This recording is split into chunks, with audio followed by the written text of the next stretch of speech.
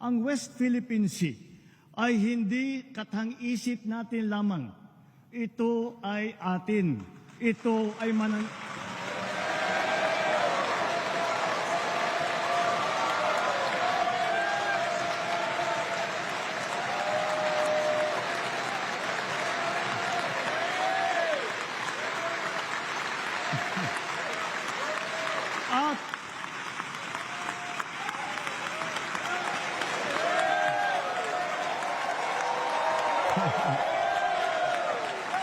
At ito ay mananatiling atin hanggat nag-aalab ang diwa ng ating minamahal na bansang Pilipinas.